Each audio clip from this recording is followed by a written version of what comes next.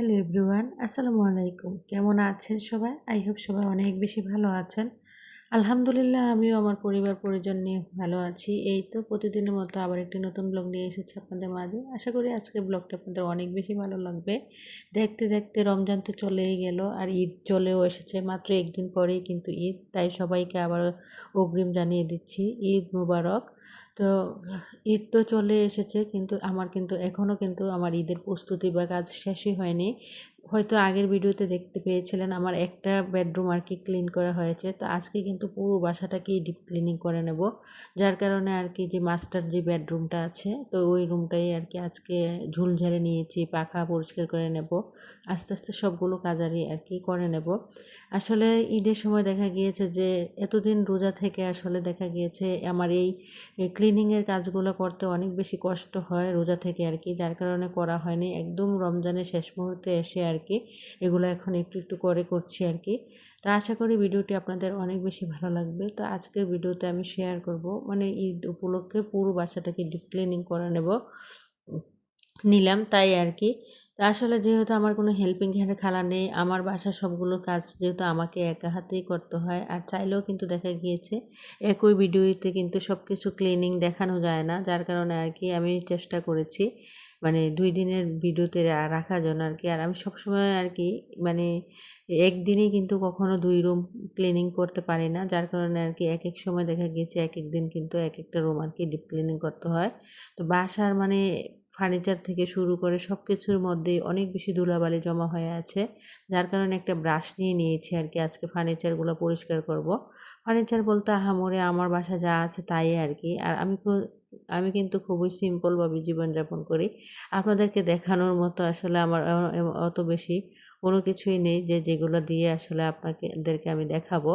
অনেক আপুদের ভিডিওতে গেলে দেখা যায় যে আপুদের অনেক কিছু আছে, অনেক গর্জিয়াস জীবনযাপন করে। তবে আমার সিম্পল লাইফ স্টাইলই আমার কাছে অনেক বেশি ভালো লাগে। আর দেখা গেছে আমি যেহেতু ভাড়া বাসায় থাকি, চাইলেও কিন্তু সব কিছু মনের মতো করে বা নিজের মতো করে আর আসলে গুছিয়ে নিতে পারি না।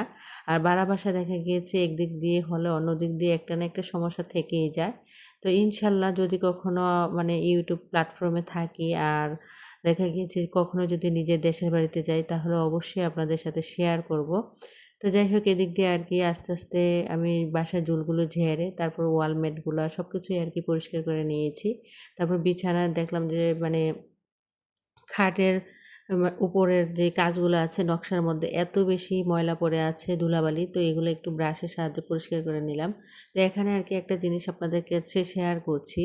এই যে দেখতে পাচ্ছেন ভাইয়াটা আসছে, মানে আমার ওয়াল ক্যাবিনেটের যে গ্লাস, আমার কিন্তু গ্লাসের ওয়াল ক্যাবিনেট ছিল, এই মাঝখানে কিন্তু এই যে চিকন টাইপের যে কাঠটা, এই কাঠের নকশাটা ছিল না আর কি।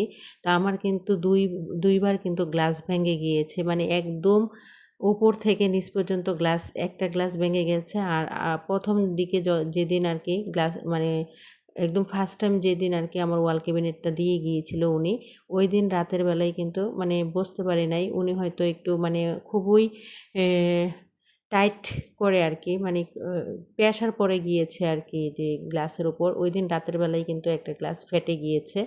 তারপরে একবার পাল্টালাম, তারপরে আবার কয়েকদিন আগে কিন্তু গ্লাসটা ভেঙে গিয়েছে। তখন আবার এজন্য কী করলাম, এখন নিজে থেকেই আর কি এই মাঝখানের এই কাঠের নকশাটা দিয়ে তারপরে আর কি আবার নতুন করে গ্লাস লাগিয়েছি।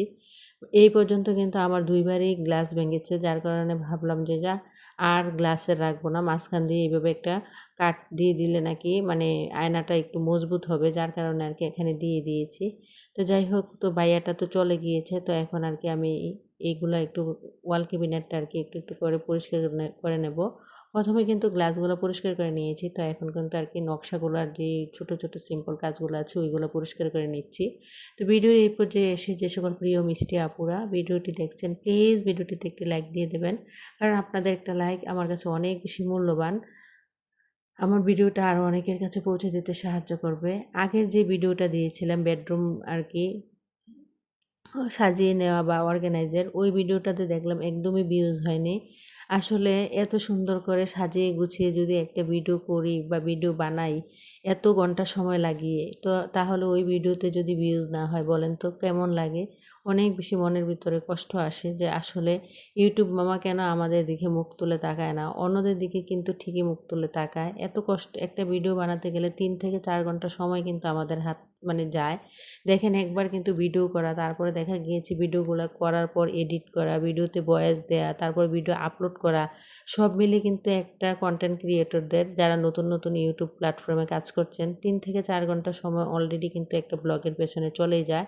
এত কষ্ট করে ভিডিও বানানোর পরে ওই ভিডিওর মধ্যে যদি ভিউজ না হয়, তার এর চেয়ে মনে হয় কষ্ট আর কোনো কিছুই লাগে না। যার কারণে ভেবেছিলাম আরও অর্গানাইজের ভিডিও দেব, তবে এখন আর দেব না, ঈদের পরে আর কি দেব।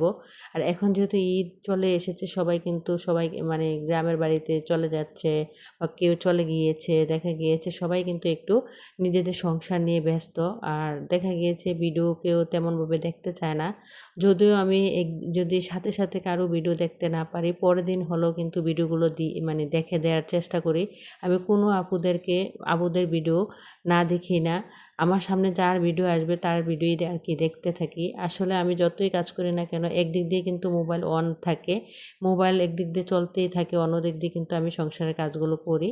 তো যাই হোক, বাসাটাকে যেহেতু ডিপ ক্লিনিং করবো, আস্তে আস্তে কিন্তু এক এক করে সব কিছু আসলে পরিষ্কার করে নিচ্ছি। আর আমার বাসায় এত বেশি আর্সেনিক কি বলবো, মানে আমার বাসায় কিন্তু ওয়াশরুম থেকে শুরু করে টাইলস সব কিছুই কিন্তু প্রতিদিন না, যদি পরিষ্কার না করি একদিন পরে পরেও হলেও কিন্তু আর কি পরিষ্কার করতে হয়। তা না হলে কিন্তু একদমই লালচে হয়ে যায়। মানে এই বাসার পানি এতটা বাজে কি বলবো, বলার বাহিরে আর কি। তো যাই হোক, এদিক দিয়ে দেখলাম বেসিনটাও কিন্তু একটু নোংরা হয়েছিল, যার কারণে আর কি এখন বেসিনটা পরিষ্কার করে নিয়েছি।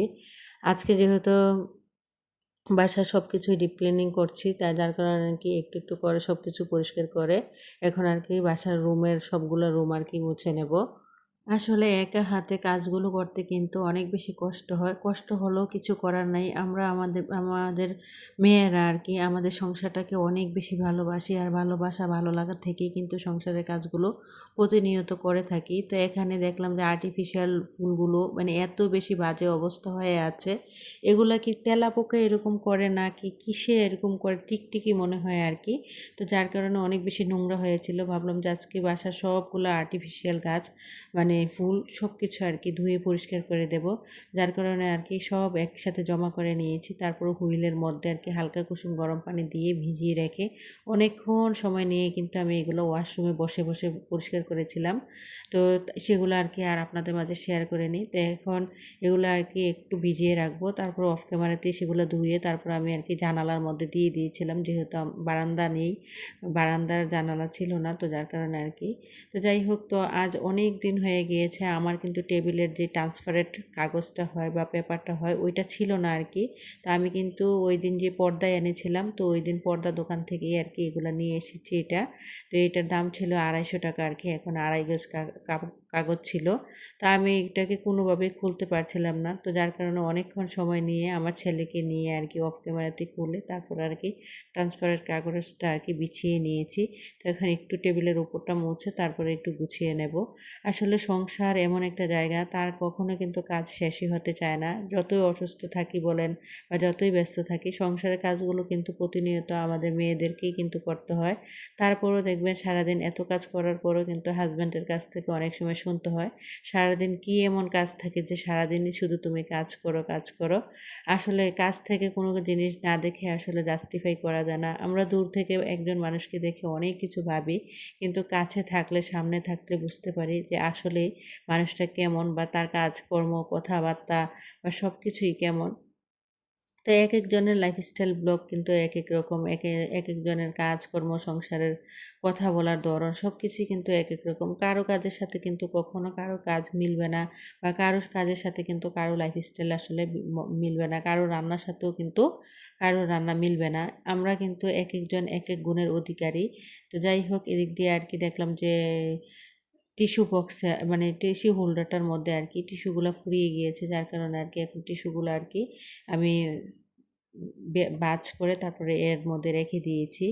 আসলে সংসার এমন একটা জায়গা, যতই কাজ করে না কেন ততই কিন্তু ভালো লাগে। তারপরও নিজের সংসারটাকে গুছানো পরিপাটি দেখলে চোখেরও শান্তি লাগে, মনেরও মধ্যে কিন্তু একটা অন্যরকম একটা শান্তি বা প্রশান্তি কাজ করে।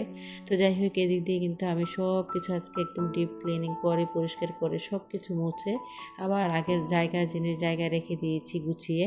আর দেখতে কিন্তু মোটামুটি মাশাআল্লাহ অনেকটাই ভালো লাগছিল। তো আপুরা বলবেন অবশ্যই, এই ক্যাবিনেটের যে মাঝখান দিয়ে কাঠটা দেওয়ার কারণে কি ভালো লাগছিল, নাকি আগে শুধু যে গ্লাসের ছিল ওইটাই ভালো ছিল? অবশ্যই কমেন্টে বলে যাবেন। জানি না ভিডিওর রিপোর্ট যে কোন কোন আপুরা আছেন। তো যাই হোক, তারপরে আর কি একদম বিকেলবেলা চলে এসেছিলাম এখানে, মানে ইফতারির আয়োজন করার জন্য।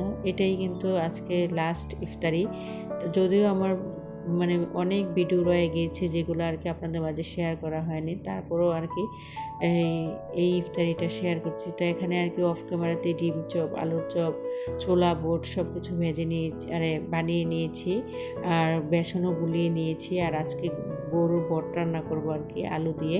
তো যাই হোক, একদিক দিয়ে একদিক এক এক করে কিন্তু আমি আলুর চপ, তারপর ডিম চপ সব কিছু আর কি ভেজে নিয়েছি। এখন এগুলো উঠিয়ে নেব। আসলে প্রতিদিন দেখা গিয়েছে বাজার পোড়া খাবারটা আমাদের স্বাস্থ্যের জন্য অনেক বেশি ক্ষতিকর। তো আজকের ভিডিওটা কিন্তু অনেক বেশি বড় হয়েছিল, 27 মিনিটের একটা ভিডিও। তো এটাকে কেটে কুটে আমি স্পিড বাড়িয়ে দিয়ে কিন্তু মাত্র 13 মিনিটের একটা ভিডিও রেখেছি। জানি না ভিডিওর এই পর্যায়ে যারা আছেন, যারা আজকেই আমার চ্যানেলে নতুন জয়েন হয়েছেন, আমার ভিডিওর কোনো অংশ, কথা, কাজ কোনো কিছু যদি আপনাদের এতটুকু ভালো লেগে থাকে, তাহলে প্লিজ চ্যানেলটি সাবস্ক্রাইব করে পাশেই থেকে যাবেন। পাশে থাকা বেল বাটনের অল অপশনটি প্রেস করে দেব, যাতে করে আমি এমন কোনো ভিডিও দেওয়ার সাথে সাথে আপনাদের কাছে নোটিফিকেশন চলে যায়, আপনারা আপনাদের সময় সুযোগ করে দেখে নিতে পারবেন। ইদানিং কিন্তু আমার চ্যানেলে অনেক মিষ্টি মিষ্টি আপুরা জয়েন হচ্ছেন, ভাইয়ারা জয়েন হচ্ছেন। তো সবার কাছে অনুরোধ থাকবে, সবাই কিন্তু 2-3টা ভিডিও দেখে কমেন্ট করবেন। দেখা গেছে একটা ভিডিও দেখলেন, কমেন্ট করলেন, চলে গেলেন, পরে আর আসলেন না চ্যানেলে, তাহলে তো আমি বুঝতে পারবো না কে আসলে নতুন এসেছে। কয়েকদিন ভিডিও দেখলে বুঝতে পারি যে এই আপুটা নতুন এসেছে। যাই হোক, এই আপুটার চ্যানেলে ভিজিট করতে হবে, তারপরে আর কি আমি সময় সুযোগ করে চলে যাই। তো যাই হোক, এদিক দিয়ে কথা বলতে বলতে কিন্তু আপনাদের সাথে সবগুলো আর কি ইফতার রেডি করে নিয়েছি। তো আজকে ইফতারির মেনুতে দই, তারপরে দেখা গিয়েছে আনারস, তারপর ছোলা বুট, তারপর পেঁয়াজু, আলুর চপ, ডিম চপ, খেজুর, শসা, টমেটো কেটে নিয়েছিলাম, সব কিছুই আর কি। আর এখানে লঙ্কার দানার স্তূপগুলোর বসি দিয়ে একটা শরবত ছিল। তো যাই হোক, এখানে ইফতারির কথা বলে ফেলেছে, সবাই মিলে আর কি এখানে ইফতারিটা করে নেব। তো আমার পরবর্তী ভিডিও দেখার আমন্ত্রণ জানিয়ে আজকের মতো ভিডিওটা এখানেই শেষ করলাম। সবাই ভালো থাকবেন। খুদা হাফেজ। আসসালামু আলাইকুম।